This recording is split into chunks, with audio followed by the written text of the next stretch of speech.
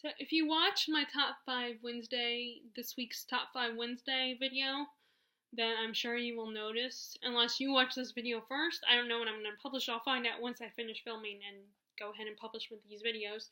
I'm going to film at least 3 videos today to get, get some videos in, because of course this is the American holiday of Thanksgiving, and I'm going to be working tomorrow and Sunday, and I'm going to be having family come in starting on Tuesday night, and I probably need to do a little bit of more cleaning of my room, like vacuuming and doing some more cleaning of my bathroom. Unfortunately, when I'm in the bathroom, I'm a very messy person, so my bathroom needs to be cleaned right before anyone comes, because people are going to be using my room since it's the biggest room in the house.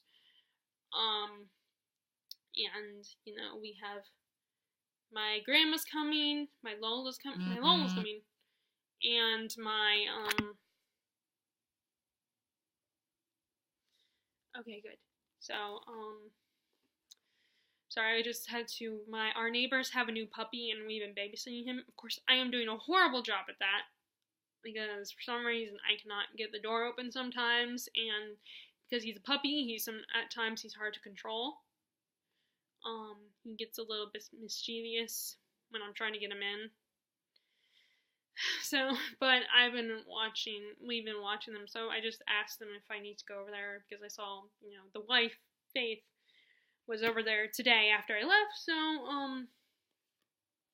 but anyway, basically, I'm going ahead and filming videos now. So I'm wearing the same sweatshirt I wore. Basically, my point is, I'm just saying that I'm wearing the same sweatshirt I wore before. I need to get better quality, because the light of these videos is not very good. It's not the best light, but I don't have really good quality instruments for making videos. Okay, so this one is my review of a book I just finished. One of my second nonfiction book I've read this year. The first one being Brain on Fire, which is also really good, and very easy to read. And that is Freaks, Geeks, and Asperger Syndrome. Asperger Syndrome, an User Guide to Adolescence by Luke Jackson, who, when he published this book, he was only 13. So that would make him, I think, if I'm right and I counted right, he would be 28 right now. And I'm kind of curious to see how he's doing now. I definitely want to know if he uses his own tips, and how does he have a wife or a girlfriend? Does he, definitely, I'm curious about his life. Because this is an Own Voices novel. Sorry, let me just check. Okay, never mind. It's just Facebook. It's just my phone letting me know, reminding me that I have that message. This is his book about his experience with Asperger's, and how he deals with it, and how to help other people, like the parents and the teachers of those who have it, and trying to understand them better. And because this is written by a 13-year-old boy, the writing style is very simplistic. It's easy to follow, easy to understand, and straight to the point, because actually people with Asperger's are very logical in their thinking, and they're very literal in their thinking as well, in how they speak, and they're intellectual types. Not all of them are like that, but generally speaking, I feel, from my experience, they're logical and literal when they speak and socialize, if they do socialize. Because one of the other aspects of people with Asperger's is they struggle with socializing and the social norms of society. And this book I gave this book 5 stars on Goodreads. It is a great introduction to Asperger syndrome and understanding it. Especially, for those of you who have it and don't understand, even if because sometimes you aren't aware that you have it. You just think you're weird, or to quote Luke, a freak. But Luke has a very positive outlook on this.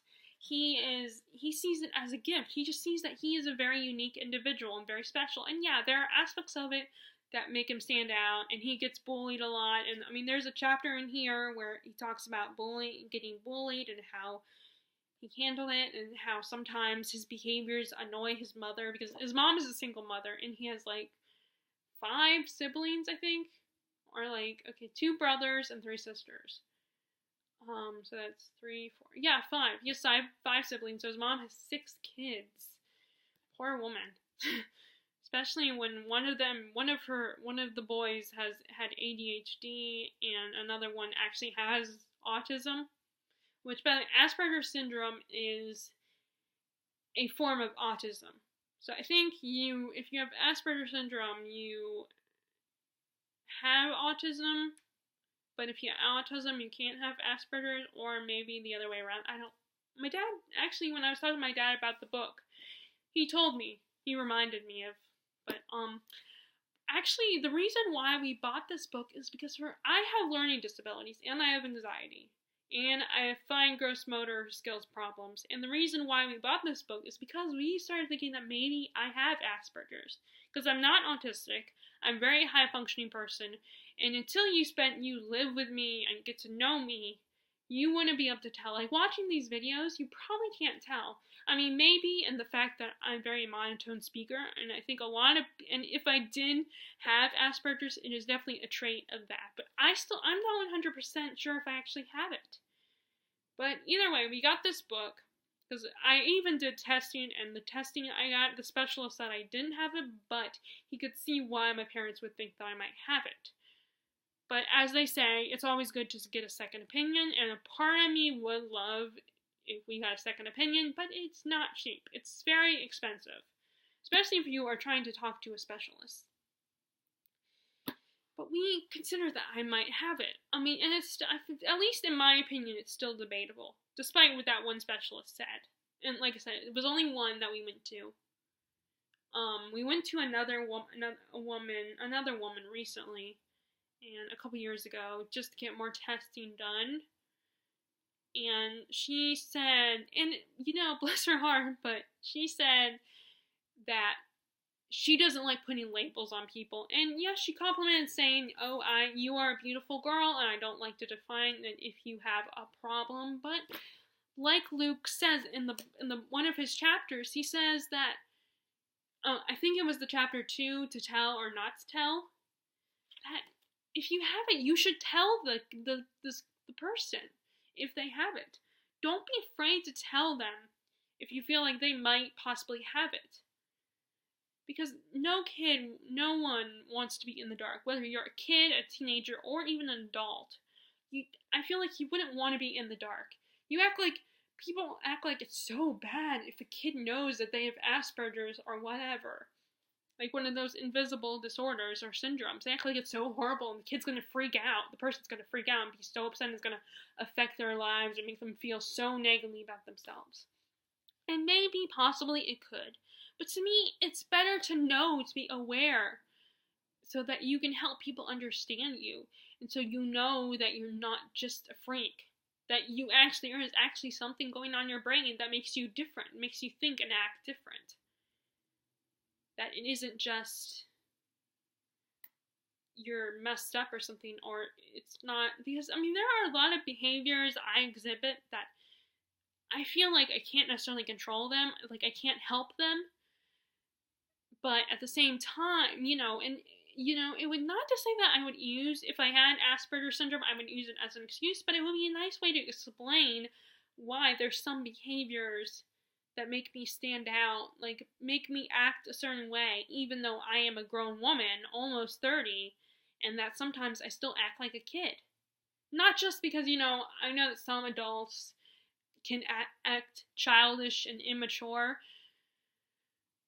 but there are some behaviors that I admit that I do that make me wonder, like, think that there's something not right up here, and if I knew why I act that way, despite the fact that I'm old enough to understand that I shouldn't act that way, or at least it wouldn't be a social norm, it wouldn't be socially acceptable, it would kind of help explain it. it would help me understand myself better. It would give me an idea. It wouldn't just be me being, oh, something's weird about me, or I'm doing something wrong, or I'm a spoiled brat, or something. But this book definitely, I think, a lot, whether you have it, if you do have it, I think this is a good way to start. It's easy to read because it's written by a 13-year-old boy, and like I said, he's probably not 13 anymore, but he writes very simply and to the point. And it's easy to follow. It's very organized, and I like that he does a lot of drawing. He has a lot of drawings in this book. A lot of sketches. Some of them are cartoon images of what he looks like. Some of them are cartoon images of some examples of how your brain works.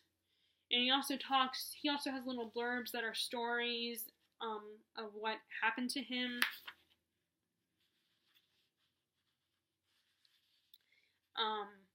Where one time he disappeared from out of sight of his mom and his siblings, and they freaked out because they were worried he might have been lost or something.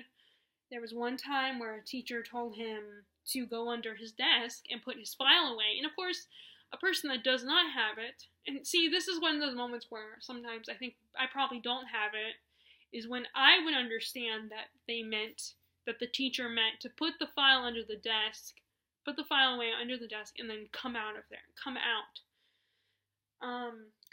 under the desk. But he didn't understand, as a kid, he did not understand that he was supposed to come out from under the desk after putting the file away. So his teacher called his mom and explained something was going on. They couldn't find her son, and then the mom finds out where he is. Because he took it very literally. Like, he explains that in this book, that if you have Asperger syndrome, you have to explain word for word, like, exactly what you want the child to do. Because then a child will take it literally or will not understand what you want them to do. Like, there are other stories he talks about in class where teachers give them assignments and they will say, like, open up your books to page whatever. And of course, most children realize that means, okay, we need to read this chapter silently to ourselves. But Luke and other kids like him won't understand that.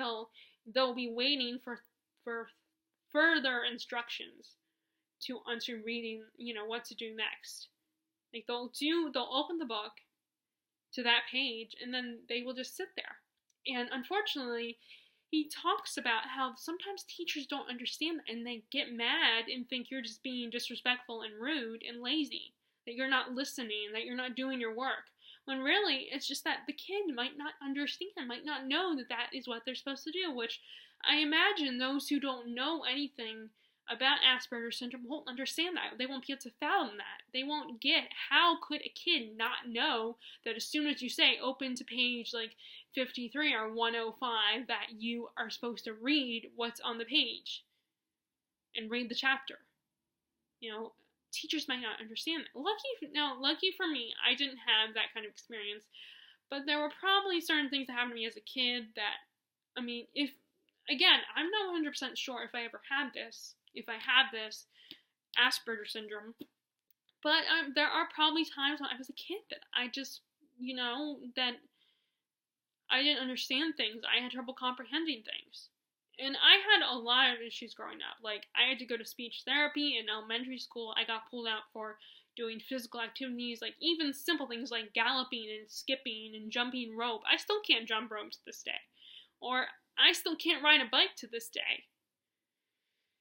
So, that could be a totally different reasons. It might not have anything to do with Asperger syndrome, but that's why I read this book, because I wanted to read more about this. I've had this book for a while, and it's a subject I'm definitely interested in to learn more about, not just to find out if I have it or not, but also I've always been a fan of psychology.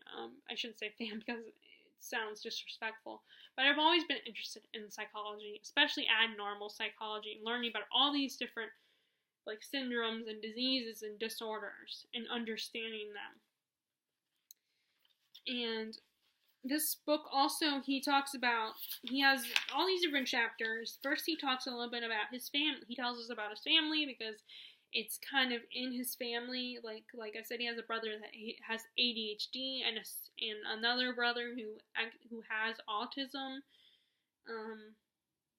He talks about if you should tell your kids about it, or you tell your patient,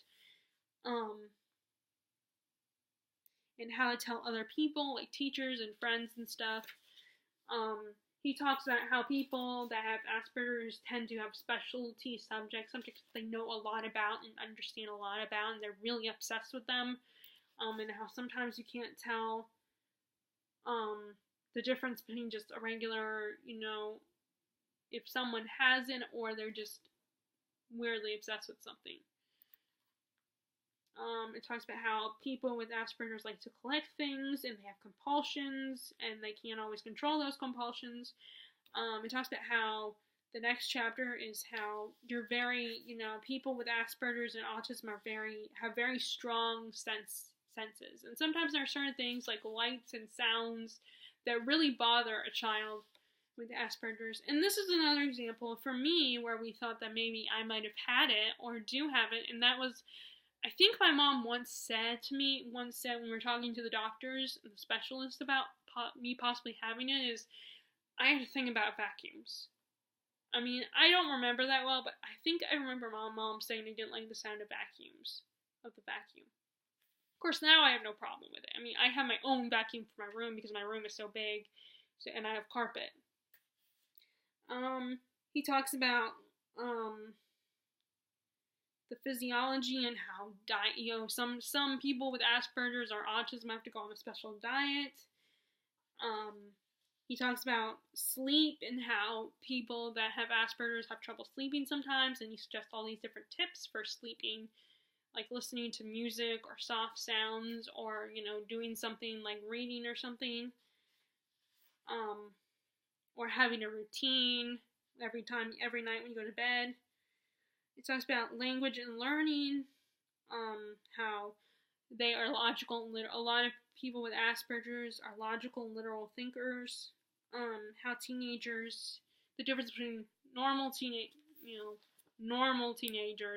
that don't have it, how they speak versus those with Asperger's and how they speak and interact. And then the next chapter goes into school and how in school sometimes teachers don't understand those students that have it, and how they don't like how they really hate homework, even more so than those who don't have it. How there's certain subjects that they're really good at, and sometimes not all of them are good readers, and some of them struggle with writing, and thankfully if I did have it, thankfully it's a reason why I have trouble with math and comprehending it. And yes, I'm all aware that everybody has trouble comprehending math, but I had to take the lowest math course that didn't count for credits at my community college. So, and then the next chapter right after, of course, goes into bullying, because bullying mostly happens at school, and how Luke talks about his experience with bullying and how to handle bullies, and what to do and not to do, and what bullying is. And the next chapter after that is he talks about how he's in Taekwondo and how Taekwondo really helped him. I mean, he doesn't go kicking ass and beating up the people that try to bully and beat him up, but it does help with teaching you a lot of important things. He talks about how it teaches you discipline and all that kind of, and how to calm yourself, and also like how to controlling and all that kind of stuff. And then of course after that is friendship and socializing, how like people with Asperger's are really not very good at socializing, and he talks about all the tips and do's and don'ts of dating and socializing in the next chapter. And it just goes, it has 2 more chapters, morals, principles, and representation, how people with Asperger's are represented, and how sometimes people get false ideas of the morals of those with it. And then he just leaves one final little final note on the subject, and then there's, of course, there's the reference guide on the back, and he also references to all the idioms he's put into the story, into his book. He explains what they all mean. And this book is very personable. It not only does Luke have Asperger's, but the way he speaks to you like, he's just having a conversation like this. He's just talking to you. He's not trying to be the teacher here. And he constantly reminds us that, yes, he's giving us this advice and these suggestions, but he's only 13 years old. He constantly reminds us that throughout the book. And he even jokes about always mentioning that he's only 13. And he, like I said, he uses a lot of idioms, explains in the back what the idioms mean. And he makes a lot of social commentary on